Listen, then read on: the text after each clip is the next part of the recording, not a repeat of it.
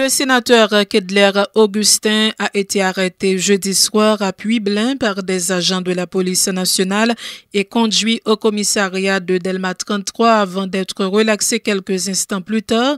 L'élu du Nord-Ouest se trouvait à bord d'une Toyota Prado sans plaque d'immatriculation, similaire à un autre véhicule soupçonné d'implication dans plusieurs cas de kidnapping. Le sénateur Augustin, qui affirme avoir été maltraité, sévèrement battu par les policiers, dénonce une tentative d'assassinat et un acte politique. Le président du Sénat amputé de 2 tiers, Pierre-François Sildor, qui informe avoir été au chevet de son collègue Kedler Augustin, affirme que ce dernier lui a expliqué que les policiers l'ont arrêté et l'ont maltraité en dépit du fait qu'il s'était identifié comme sénateur de la République. Invité ce vendredi au parquet de Port-au-Prince, le PDG de la Digicel, Martin Bout, s'est fait représenter par un autre responsable de la compagnie, en l'occurrence Gérard Laborde. Cette invitation s'inscrit dans le cadre de la recherche d'une collaboration entre les compagnies de téléphonie mobile et le parquet en vue de lutter plus efficacement contre l'insécurité et surtout le phénomène du kidnapping, a fait savoir le commissaire du gouvernement Jacques Lafontan. Il informe que les responsables de l'ANATCOM sont invités prochainement. Les explications de Maître Jacques Lafontan. Nous avons lancé une invitation au président de la Digicel et nous faisons lancer le tout aux responsables de NATCOM. Et nous gagnons une invitation inscrite dans 2 cadres. Il y a un cadre légal et un cadre administratif. Mais qui ça le visé? Premier cadre là, légal, la loi de 2009, modifiée par celle de 2017, libaille aux autorités compétentes de justice prérogative pour demander tout opérateur de téléphone mobile pour être capable de collaborer, coopérer avec parquet. Et les mêmes Conatel qui sont régulateurs, les capables tout chita pour chercher collaboration ça avec Conatel, les mêmes opérateurs. Et donc, le commissaire du gouvernement, lié au carrefour de la loi et de l'ordre public, la loi, samedi là, article 293-4, de cette loi de 2009 modifiée par celle de 2017, les banou compétences prérogatives pour agir dans ce sens. C'est pourquoi nous sommes. Et au carrefour de l'ordre public, la société a troublé dans l'appel téléphonique qu'a fait ça et là. Moun qui les abonnés, mettez mon cash pour moi sans quoi m'a kidnappé pour m'enlever où. Dans la prison étant, moun a voyé appel téléphonique. Mande kob, nèg qui pral porter rançon, moun qui pral porter rançon aller bay nèg kidnappeur yo. C'est dans téléphone utilisé pour faire communication passer. Donc voilà maintenant un ensemble de problèmes qui viennent générer et grossir problème de sécurité. Donc nous autres commissaires du gouvernement qui au carrefour de la loi et de l'ordre public, nous estimé l'important pour nous convoquer Digicel et pour nous poser des questions. Notamment, comment le capable de regarder la loi, aider, collaborer, à capable de résoudre question ça et on prend engagement et aussi par une décision réglementaire que Conatel te prend avec eux et ils ont engagé comme dit pour aider nous et rendre projet ça opérationnel. Donc voilà de quoi il s'agit. Même te voulais attirer attention population et nous fait devant dire celle-là tout. La loi prévoit si on refuse de collaborer dans ce sens ça, eh bien on est capable de poursuivre comme complice. Gérard Laborde a expliqué que Martin Bout ne s'est pas présenté au parquet parce qu'il est en voyage. Il a indiqué que les discussions avec le commissaire du gouvernement étaient très cordiales et promis que la Digicel va aider l'État dans les efforts pour adresser le problème de l'insécurité. L'invitation qui a été faite à M. Martin Bout, donc je le représente aujourd'hui. Et pourquoi le PDG n'est pas présent? Pourquoi le PDG n'est pas présent? Parce qu'il est actuellement en dehors du pays, D'ailleurs, il s'est excusé et la représentation a été notifiée officiellement et acceptée par le commissaire du gouvernement. Le motif de cette convocation? Bon, le mobile de la convocation, effectivement, c'est de savoir comment on va pouvoir donc améliorer les conditions dans lesquelles les gens sont enregistrés sur le système dans un cadre d'insécurité générale. Dans l'invitation, il a été question de fournir des détails concernant la vente des cartes de SIM, oui, tout à fait. Et des gens qui appellent, de faire pression sur les gens pour donner de l'argent via Mocash et après on les kidnappe, on subit des cas de kidnapping. Non, enfin là je veux apporter une précision. D'ailleurs ce point a été, je dirais, pas forcément discuté. Nous avons surtout discuté dans le cadre de partenariat comment la Digicel va pouvoir justement, dans le cadre de la Digicel, entre autres, avec l'autre opérateur mobile, je veux dire aider l'État maintenant à lutter contre l'insécurité. Comment a été l'ambiance? Oh, est-ce que vous me voyez stressé? Non. Donc l'ambiance a été très cordiale. Il faut savoir donc, pour ce qui concerne la Digicel, c'est d'ailleurs ce qu'on a expliqué au commissaire, est-ce que d'ailleurs je pense aussi que le régulateur entre-temps avait aussi confirmé auprès du commissaire, la Digicel a toujours mis en œuvre les moyens, je dirais, d'identifier les abonnés. Donc nous sommes aujourd'hui à un stade effectivement où il faut peut-être accélérer un petit peu le processus pour aider justement l'État dans ce cas d'insécurité. Mais identifier les cartes de SIM, il y a bon nombre de cartes de SIM qui sont en circulation actuellement. Alors, je vais vous dire une chose. Ici, le commissaire du gouvernement, il fait un point. Il faut savoir que nous travaillons avec le régulateur. Parce que nous, c'est le régulateur qui est notre interface, parce qu'il faut savoir pour pouvoir avancer sur ces dossiers. Identifier les abonnés, mais il y a plein de cartes de SIM qui sont en circulation. On les voit partout et dans les rues de la capitale. Bon, il y a plein de SIM, ça c'est vous qui le dites. Nous, ce que je sais, c'est qu'effectivement... Du showroom de la Digicel. Si vous le dites, c'est un fait. Là, vous parlez de la possibilité d'acquérir des SIM sans vous identifier. Donc on va pallier à ce problème. Quelle suite a donné après cette... Le ministre de l'Économie et des Finances, Michel Patrick Boisvert, a procédé ce vendredi à l'installation du secrétaire d'État à la mobilisation fiscale, Frenel Jean-Baptiste. Dans ses propos de circonstance, le grand argentier de la République a attiré l'attention du nouveau secrétaire d'État sur la situation financière actuelle de l'État qui peine à assumer la majorité de ses responsabilités envers la population. Monsieur Boisvert lui demande donc de prendre toutes les dispositions nécessaires pour combattre la fraude et l'évasion fiscale afin de favoriser une augmentation significative des recettes de l'État. Les propos du ministre Michel Patrick Boisvert. Vos secrétaires d'État, un attachement fidèle à l'exécution de la mission qui vous est dévolue et comme résultat attendu, une augmentation significative du niveau des recettes passant par des mesures fermes qui vise la diminution des élans dévastateurs de la fraude et de l'évasion fiscale, notamment de la contrebande. Ces fléaux qui créent des distorsions dans notre économie, étouffent notre commerce et freinent les élans de la croissance de notre production nationale, il faut les combattre.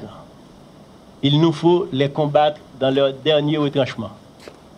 Et pour ce faire, Monsieur le secrétaire d'État, nous vous savons armés tant des connaissances techniques appropriées que par l'expérience et de la volonté nécessaire. Car votre ascension professionnelle jusqu'à la haute fonction de directeur général de l'administration générale des douanes ne peut que confirmer vos capacités de vous hisser à la hauteur de la complexité de cette tâche qu'il vous faut accomplir avec tact, droité, rigueur, impartialité et un sens élevé de la responsabilité et du devoir envers la patrie. Par votre installation, vous êtes désormais celui sur lequel reposent les multiples espoirs des pouvoirs publics et de la population pour faciliter la mobilisation et la collecte optimale de recettes fiscales et douanières. Le ministère attend de vous, monsieur le nouveau secrétaire d'État, des mesures concrètes pour endiguer ces fléaux. Tout en vous félicitant pour ce poste prestigieux, je me dois de vous assurer, en tant que ministre de l'Économie et des Finances, de mon soutien tout entier, qui vous est d'ores et déjà acquis dans toutes les actions que vous aurez à mettre en œuvre en vue d'augmenter les rentrées du fisc et doter ainsi l'État haïtien de moyens idoines pour la réalisation de projets porteurs au profit de la population. Le secrétaire d'État à la mobilisation fiscale se dit conscient des défis qui l'attendent. Il promet justement de lutter contre la corruption, la contrebande et les évasions fiscales et douanières en vue d'optimiser la collecte des taxes. Ceci étant dit, nous devons envisager toutes les mesures qui permettront à l'administration générale des douanes, à la direction générale des impôts et les autres institutions concernées d'augmenter leurs recettes. Je ne vais pas, ex cathedra, vous présenter un plan d'action détaillé et surtout définitif. Premièrement, parce que je n'ai pas encore approfondi l'ensemble de ces dispositions et nous discuter du mode opératoire avec le ministre de l'économie et des finances. Deuxièmement, parce que je sais aussi par expérience que je dois actualiser l'état des lieux dont je disposais avec les secteurs concernés et le cas échéant mettre à jour le document. Nous n'avons pas droit à l'erreur. L'enjeu est de taille, car il s'agira de coordonner les actions de toutes les administrations qui ont la mission de collecter les droits et taxes. Il s'agira de proposer de nouvelles mesures afin d'optimiser la collecte de recettes. Il s'agira de questionner la structure organisationnelle de ces institutions et même le déploiement du personnel en fonction des exigences de collecte de taxes. Il s'agira aussi de rationaliser les dépenses fiscales. Il s'agira enfin de lutter contre la corruption, la contrebande, les fraudes fiscales et douanières. Le coordonnateur du MOPOD appelle la population à ne pas céder à la panique face à la menace de la pandémie du nouveau coronavirus. Jean-André Victor, qui invite tout un chacun à respecter les règles d'hygiène établies, déplore que les différentes structures de la protection civile et du système national de gestion des risques et désastres ne soient pas encore mobilisées pour faire face à une éventuelle propagation du COVID-19 dans le pays. Le dirigeant du mouvement patriotique populaire dessalinien invite par ailleurs les autorités sanitaires haïtiennes à travailler en collaboration avec leurs homologues de la République dominicaine afin de prévenir la propagation du nouveau coronavirus sur l'île. Les déclarations de l'agronome Jean-André Victor.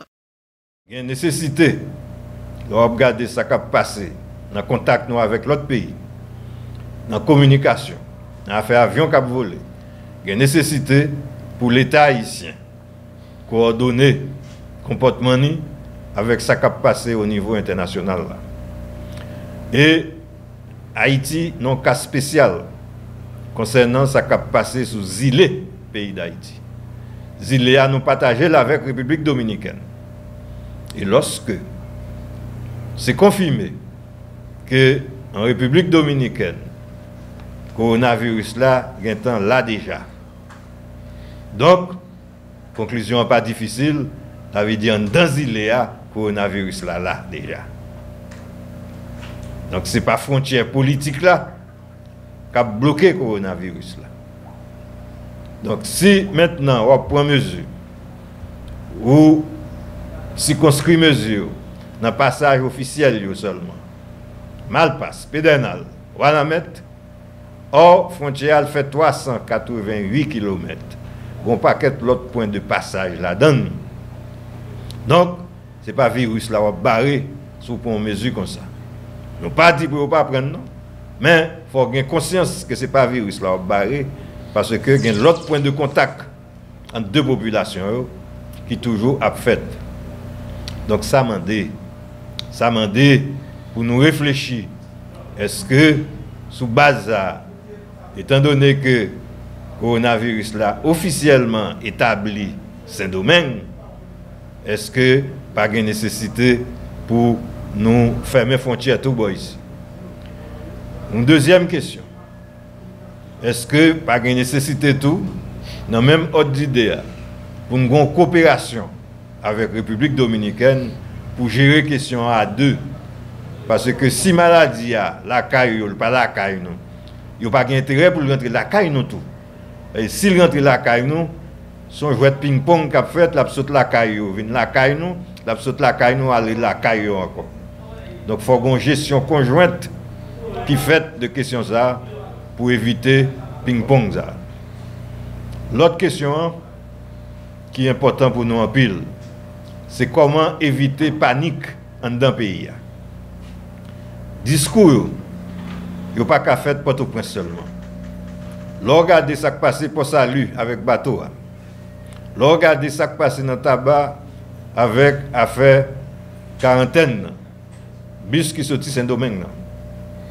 Vous rendez compte qu'il y a l'autre incident qui a passé encore.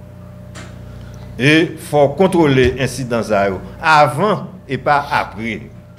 Accompagné de l'ambassadeur du Japon en Haïti, Mizuno Mitsuaki, le directeur général du Bureau de monétisation des programmes d'aide au développement, Fils-Aimé Ignace Saint-Fleur, a effectué jeudi une visite d'évaluation des travaux de construction des lycées de Thomasik et de Sierre-Calasource, dont le financement est assuré par le gouvernement japonais. Le DG du BMPAD et l'ambassadeur du Japon en Haïti se sont félicités des avancées enregistrées dans le cadre du projet de construction du lycée Sténio Vincent à Sierre-Calasource, dont le coût de financement s'élève à 79 millions de gourdes. Un extrait de leur déclaration lors de cette visite au lycée Sténio Vincent. Le lycée a pas inauguré, mais il a fonctionné normalement avec environ 5500 élèves là-dedans. Pour le moment, il y a des travaux additionnels qui consistaient en clôture de bâtiment ça, que Japon engagé par voie ambassadeur qui l'a. Japon engagé pour le mettre comme ça encore à disposition peuple haïtien, gouvernement haïtien, à travers les fonds KR que le BMPAD a dirigé, pour nous voir dans quelle mesure rapidement nous sommes capables de procéder à travaux de construction, d'érection, de clôture lycéenne. Une fois que le lycée a fini clôturé, rapidement, la procédé à l'inauguration pour permettre que Timounio et pas professoral là travaillent dans de meilleures conditions que possible. Parce que nous avons un vaste lycée, il y a 18 salles de classe là-dedans, il y a une salle, un laboratoire informatique là-dedans, il y a également de sources d'énergie alternatives, par exemple, le bâtiment installé là-dedans, il y a une bibliothèque importante là-dedans qui permet aux élèves à rentrer, prendre les ouvrages pour faire de lecture, parce que pas gagner éducation sans bibliothèque, pas gagner l'école sans lecture. Majeure partie de ça gagne en termes de connaissances dans l'affaire d'école, c'est dans le livre Sagita. Je voudrais apprécier la collaboration et les efforts de BMPAD, surtout Monsieur le directeur général, Monsieur Saint-Fleur. Donc c'est un résultat très positif. De la collaboration de l'ambassade du Japon et BMPAD. Donc j'aimerais voir l'impact positif pour la vie haïtienne. Donc je suis là pour ça. De notre côté, le DG du BMPAD, Fils-Aimé Ignace Saint-Fleur, et l'ambassadeur du Japon en Haïti, Mizuno Mitsuaki, ont exprimé leur déception face au retard enregistré et la mauvaise qualité des travaux concernant le projet de construction du lycée de Thomasik, dont le projet a démarré en 2013 et a coûté 58 millions de gourdes. Suivez.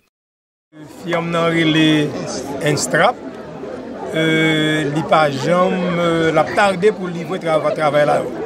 Maintenant, il y a plusieurs occasions et problèmes entre firme et la mairie par rapport à la qualité de travail que firme a fait. Parce que la mairie, ma première maire là qui était à peu fourni, je le gardais, pour le terrain exactement construction, est-ce que était conforme aux normes.